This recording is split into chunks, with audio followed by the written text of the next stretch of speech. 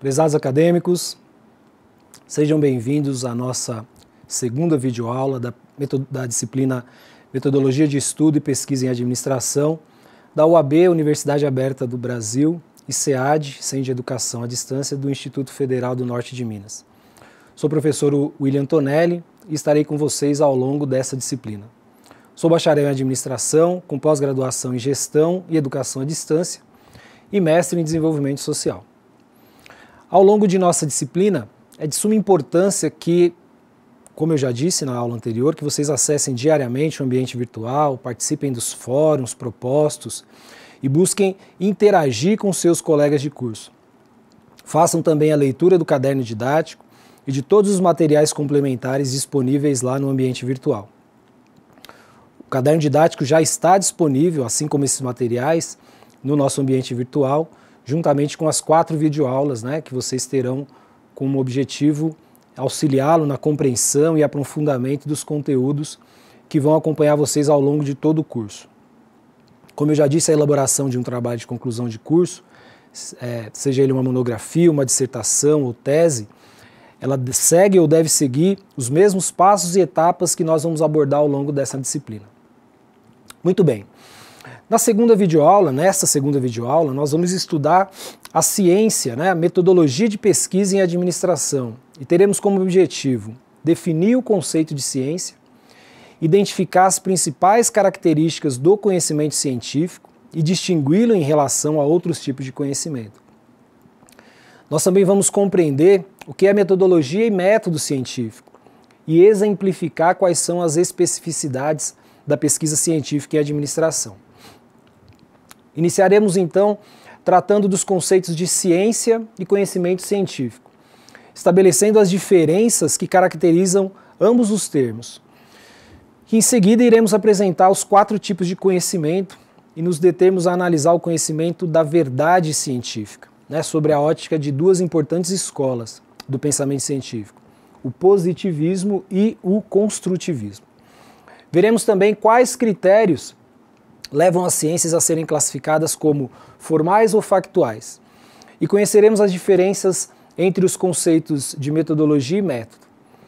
Finalizando, a nossa videoaula, nós iremos abordar a pesquisa científica em administração para sabermos o que a constitui como um campo de investigação particular que é diferente dos outros domínios de conhecimento. Então, vamos lá, buscar aprimorar todo o nosso conhecimento sobre a metodologia de estudo e pesquisa em administração. Desejo mais uma vez a vocês um excelente aproveitamento nos seus estudos e em suas pesquisas científicas. Muito bem, vamos iniciar então vendo o que é essa ciência como conhecimento científico. Para que nós possamos compreender o que caracteriza o conhecimento científico em administração, nós vamos responder inicialmente a 2 perguntas. Primeiro, o que é conhecimento? Segundo, o que é ciência? Só que antes disso, nós vamos realizar uma breve reflexão sobre uma atividade corrente realizada no âmbito das ciências, que tem como objetivo a formação do conhecimento científico, ou seja, o processo de pesquisa. Nós nos deparamos frequentemente no nosso dia a dia com um tipo de pesquisa diferente das pesquisas científicas, que procura nos ajudar a antecipar ou prever os resultados futuros. Quem vai vencer a próxima eleição presidencial? Qual é a expectativa de vida dos brasileiros?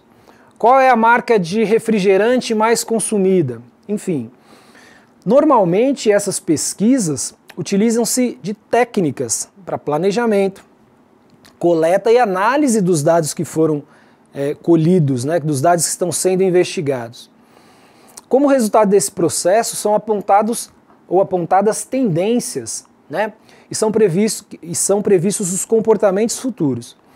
No entanto, apesar dessas pesquisas possuírem técnicas e métodos bem aceitos pela maior parte do público, que permite até mesmo a antecipação de tendências sobre os acontecimentos e comportamentos de consumo, por exemplo, elas não podem ser consideradas uma pesquisa científica, pois não satisfazem ao menos 2 condições. Primeira, contribuir para o desenvolvimento de um corpo organizado de conhecimento, ou seja, do conhecimento científico.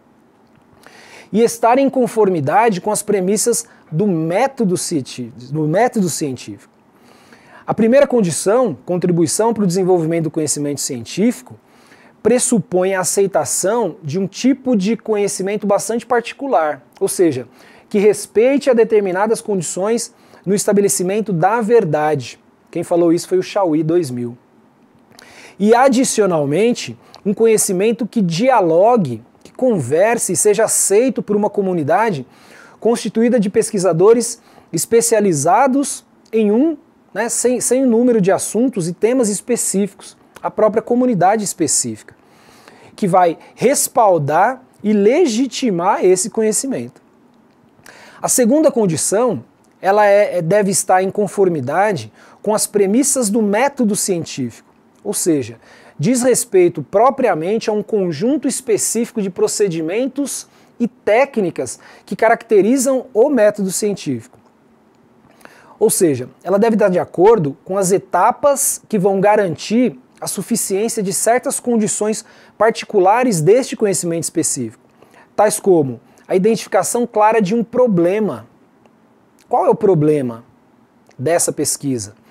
A escolha de certas técnicas e procedimentos para coleta e análise de dados. Quais são os instrumentos de coleta de dados que eu vou utilizar? A utilização também de uma linguagem escrita, baseada nas normas da ABNT, amplamente aceitas pela comunidade de cientistas e pesquisadores. Para ser considerado científico, o processo de pesquisa deve ser capaz de realizar investigações metódicas e sistemáticas. Quem falou isso também foi o Chauí 2000.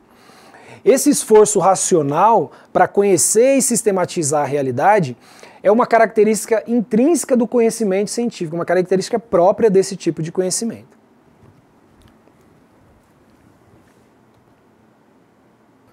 Muito bem. No slide 2, com o intuito de formarmos uma primeira visão, a respeito do conhecimento científico e do método científico, nós podemos representá-lo dessa forma, de acordo com a figura que é apresentada aí no slide 2. Percebam que os pesquisadores procuram, por um lado, propor a explicação sobre o funcionamento da realidade, por meio de teorias e hipóteses, ok? Que serão testadas, todas essas teorias e as hipóteses serão testadas e verificadas no campo empírico, sujeito a procedimentos de dedução, procedimentos dedutivos, que partem de teorias e modelos abstratos, direcionando-se para o campo empírico. Por outro lado, por outro caminho, os pesquisadores, a partir de observação da realidade, procuram propor generalizações com o objetivo de formar teorias e modelos que possam explicar essa realidade, com a utilização de procedimentos indutivos. Seja por um caminho ou seja por outro, os pesquisadores têm como base constituir uma forma muito particular para explicar e compreender os fenômenos do mundo empírico. Nesse sentido, podemos responder a segunda pergunta: o que é ciência? Segundo o Chauí 2000, as ciências pretendem ser conhecimentos verdadeiros, obtidos graças a procedimentos rigorosos de pensamentos. Pretendem também agir sobre a realidade, através de instrumentos e objetos técnicos. Pretendem fazer progressos nos conhecimentos, corrigindo-os e aumentando-os. No entanto, cabe aqui outra pergunta. Será que esse tipo de conhecimento científico, é igual às outras formas existentes de conhecimento que nos permitem compreender e explicar a realidade à nossa volta? Então, olha só, sobre os tipos de conhecimento. Segundo os autores Lakatos e Marconi, 2011, baseadas em Mário Bunge, 1973, coexistem 4 diferentes tipos de conhecimento. O religioso, o popular, também denominado senso comum, o filosófico e o científico. Cada qual possui um conjunto específico de condições e características, que nós vamos ver a seguir. Vamos começar então pelo conhecimento popular, ou conhecimento vulgar também é conhecido.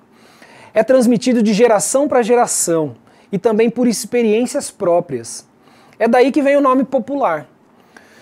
Quando se trata de um conhecimento popular, não existe uma explicação lógica de como é que as coisas funcionam.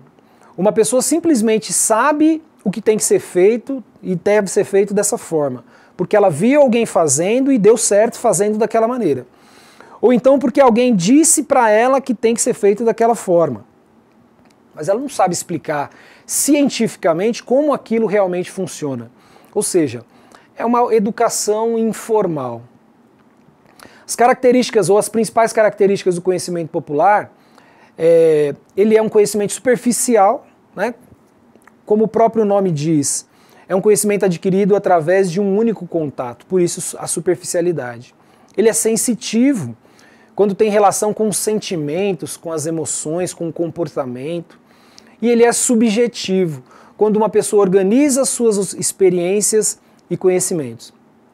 Ele pode ser também assistemático, porque as organizações das experiências não buscam uma sistematização dessas ideias, feitas de forma aleatória.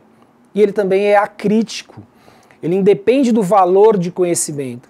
Ele nem sempre se manifesta de uma forma crítica.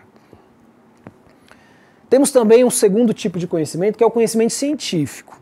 O conhecimento científico é a informação e o saber que parte do princípio das análises dos fatos reais e cientificamente comprovados.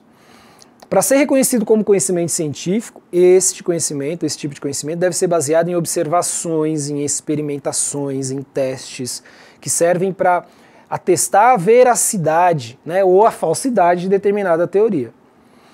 A razão, ela deve estar atrelada à lógica da experimentação científica. Caso contrário, o pensamento se configura apenas como um conhecimento filosófico. Uma das principais características do conhecimento científico é a sistematização, pois consiste num saber ordenado, ou seja, formado a partir de um conjunto de ideias que são formadas com base em uma outra teoria. Outro fator que caracteriza o conhecimento científico é o princípio da verificabilidade. Determinada ideia ou teoria deve poder ser verificada e comprovada sobre a ótica da ciência, para que possa fazer parte desse conhecimento científico. O conhecimento científico também ele é falível, isso significa que não é definido, pois determinada ideia ou teoria pode ser derrubada ou substituída por outra, a partir de novas comprovações, de novas experimentações científicas. Entre outras características inerentes ao conhecimento científico, destaca-se o fato de ser racional, objetivo, factual, analítico, comunicável, acumulativo, explicativo, entre outros fatores relacionados à investigação metódica. O conhecimento científico se destina a decifrar e entender todos os processos e etapas de uma ideia ou teoria, a partir, óbvio, claro, de métodos, da utilização de métodos científicos. Já o conhecimento filosófico é o tipo de conhecimento baseado na reflexão, na construção de conceitos e ideias a partir do uso do raciocínio em busca do saber. O conhecimento filosófico surgiu a partir da capacidade do ser humano de refletir, capacidade de reflexão, principalmente sobre questões subjetivas, imateriais, como conceitos e ideias. Mesmo sendo racional, o conhecimento filosófico dispensa a necessidade da verificação científica, visto que seus objetivos de estudo não apresentam um caráter material. A principal preocupação do conhecimento filosófico é questionar e encontrar respostas racionais para determinadas questões, mas não necessariamente comprovar algo, ela não quer comprovar. Nesse sentido, nós podemos afirmar que esse modelo de conhecimento ele trabalha muito com a especulação, ele é especulativo. Algumas características do conhecimento filosófico. Ele é sistemático, acredita que a base para a resolução das questões seja a reflexão.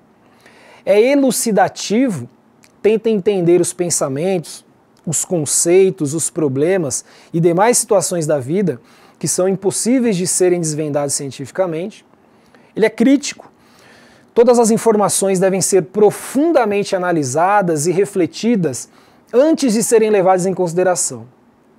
E é especulativo, as conclusões são baseadas em hipóteses, né, e possibilidades devido ao uso dessas tais teorias abstratas.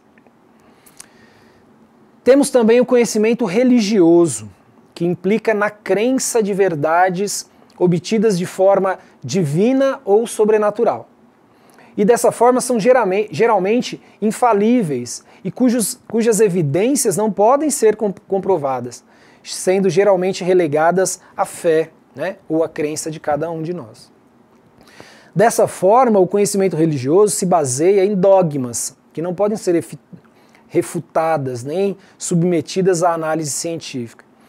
O conhecimento religioso, ou também conhecido como conhecimento teológico, apoia-se na fé e tem suas origens nas revelações do sobrenatural. Na compreensão humana, essas manifestações são divinas e trazem a mensagem de um ser superior. Quantas autoridades divinas e invisíveis já são nomeadas por nós? Né? Por exemplo, Buda, Maomé, Jeová, Jesus Cristo. O conhecimento teológico parte do princípio de que as manifestações, verdades e evidências sobrenaturais não são verificáveis por serem obra do Criador divino e conterem uma atitude implícita de fé. São infalíveis e indiscutíveis. O fundamento do conhecimento religioso é a fé, né, como eu já disse. Não é preciso ver para crer, e a crença ocorre mesmo que as evidências apontem no sentido contrário. As verdades religiosas são registradas em livros sagrados, ou reveladas por seres espirituais por meio de algumas pessoas santificadas, iluminadas, profetas. Essas verdades são quase sempre definidas e não permitem revisões mediante reflexão e experimento. Portanto, o conhecimento religioso é um conhecimento mítico, dogmático, ou até mesmo espiritual, que se apoia em doutrinas que contêm proposições sagradas. O conhecimento religioso é revelado pela fé divina ou pela crença religiosa. Não pode, por sua origem, ser confirmado ou negado. Depende da formação moral de cada um, das crenças de cada um dos indivíduos. Muito bem, na figura do slide 3, nós podemos verificar todo o exposto sobre os tipos de conhecimento dispostos, e essa figura também está disposta lá no caderno didático de vocês. É importante entender que só o conhecimento científico preenche determinadas condições que o tornam apto a contribuir para o aperfeiçoamento da ciência e dialogar com uma comunidade de cientistas e pesquisadores. O que distingue a atitude científica de outras formas de conhecimento é o fato de, ali onde vemos as coisas, fatos, acontecimentos, a atitude científica vê problemas, obstáculos, aparências que precisam ser explicadas. O conhecimento científico não é melhor do que nenhum outro conhecimento, do ponto de vista do seu valor. Mas, inegavelmente, nós devemos reconhecer que as sociedades ocidentais, ao longo de sua história, têm privilegiado esse tipo de conhecimento e de visão de mundo, em detrimento aos outros. Legal. Vou falar um pouquinho para vocês agora sobre as escolas do pensamento científico, e como eu já disse no comecinho dessa videoaula, trata-se do positivismo e do construtivismo. O positivismo e o construtivismo são duas posturas filosóficas muito diferentes. Ambas são vistas como epistemológicas, ou epistemologias, que apresentam uma ideia diferente do que se constitui como conhecimento. O positivismo pode ser entendido como uma postura filosófica que enfatiza que o conhecimento deve ser adquirido através de fatos observáveis e mensuráveis. Nesse sentido, ele é considerado como uma investigação científica muito rígida. Por outro lado, o construtivismo afirma que a realidade é socialmente construída. Vamos então examinar as diferenças entre as duas posições, o positivismo e o construtivismo. Então vamos lá, o que é o positivismo? Ele pode ser entendido como uma postura filosófica que enfatiza que o conhecimento deve ser adquirido através de fatos observáveis e mensuráveis, como eu já disse. Isso também é referido como empirismo.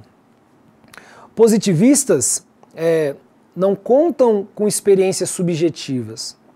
Nesse sentido, ele pode ser visto como uma postura epistemológica em que a informação sensorial conta como conhecimento verdadeiro.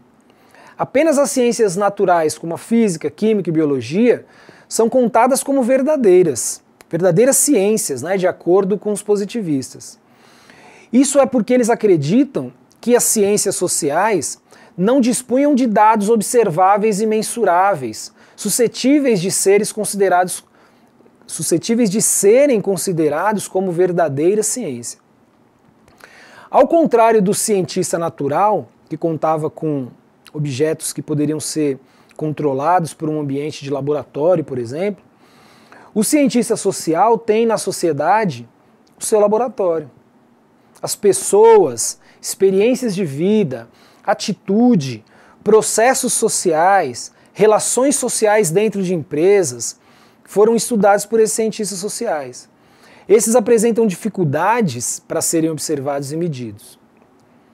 Então vamos ver o que é o construtivismo. O construtivismo ou construtivismo social afirma que a realidade é socialmente construída. Ao contrário dos positivistas que acreditam firmemente, fielmente em uma única verdade e realidade objetiva. O construtivismo aponta não existir uma única realidade, e sim várias. De acordo com os construtivistas, a realidade é uma criação subjetiva, como seres humanos. Todos nós criamos a nossa visão de mundo. Isso geralmente é baseado em nossa percepção individual. Conceitos como gênero, cultura e raça são exemplos de construções sociais. Vou falar um pouquinho sobre metodologia e método. É importante salientar a diferença entre metodologia e método. A metodologia se interessa pela validade do caminho escolhido para se chegar ao fim proposto pela pesquisa. Portanto, não deve ser confundido com o conteúdo, com a teoria, nem com os procedimentos, os métodos e técnicas. Dessa forma, ela vai além da descrição dos procedimentos, métodos e técnicas a serem utilizados na pesquisa, indicando a escolha teórica realizada pelo pesquisador para abordar o seu objeto de estudo. O método científico deve satisfazer algumas condições necessárias. Primeira, a condição da replicabilidade. Estudos científicos devem ser passíveis de replicação, independente do cientista ou do contexto da sua aplicação. O método deve ser capaz de gerar resultados semelhantes e até mesmo idênticos em outras pesquisas, em outros processos. Ele também deve ser preciso. Conceitos teóricos devem ser definidos com tal precisão que outros cientistas possam ser capazes de medi-los, de mensurá-los, assim como de testar a sua teoria. Um outro princípio é da falseabilidade. Toda teoria deve ser passível de refutação. Aquelas que não podem ser testadas ou refutadas não são consideradas cientificamente válidas. Nesse sentido, o conhecimento científico deve ser sempre concebido como algo transitório e em permanente construção. E o outro princípio da parcimônia, uma teoria que vise a explicação de qualquer fenômeno deve sempre procurar privilegiar o menor número de premissas, ou uma única determinada estrutura lógica, simples e econômica. A parcimônia impede os cientistas de perseguirem teorias excessivamente complexas ou com um número infinito de conceitos e relações. Ou seja, nós temos que delimitar a nossa pesquisa, afunilar. A pesquisa científica e administração, vamos falar um pouquinho sobre ela também. Nós vimos até aqui o que constitui a pesquisa científica e o método científico, de forma geral e abrangente, independente do seu campo de aplicação. Mas o que caracteriza então a pesquisa científica em administração? O que a constitui como um campo de investigação particular, diferente dos outros domínios de conhecimento? De acordo com Saunders e Lewis, 2009, o que caracteriza o conhecimento científico em administração é o seu caráter transdisciplinar, ou seja, a maneira pelo qual os gestores e pesquisadores em administração investigam os fenômenos organizacionais a partir de um corpo de conhecimento desenvolvido por outras áreas do saber, tais como a sociologia, a psicologia, a engenharia, que estão presentes hoje na administração. Porém, não é pelo fato de o conhecimento e a administração dialogar com essas múltiplas e diferentes áreas e ter caráter generalista que o devemos considerá-lo como mera soma das partes de outros conhecimentos. Pelo contrário, a sua singularidade deve-se ao fato de constituir um conhecimento novo, ou seja, um novo olhar sobre os fenômenos a partir da inserção de diferentes perspectivas teóricas. Os filósofos da ciência denominam essa especificidade teórica do conhecimento científico com o termo epistemologia, derivada do termo grego episteme, que significa conhecimento. Neste caso, a epistemologia da ciência da administração. Outra característica da pesquisa em administração, destacada por Saunders e Lewis, refere-se ao fato de que esse tipo de conhecimento, além de desenvolver novas ideias, tem a capacidade de relacioná-las de forma particular com a prática do dia a dia. Essa especificidade de conhecimento administrativo é referida como círculo vicioso entre a teoria e a prática, em que a pesquisa sobre a prática administrativa alimenta a teoria da qual é derivada. Sendo assim, a ciência da administração constitui-se nessa rica dinâmica dialógica entre teoria e prática, que forma a base essencial do conhecimento administrativo.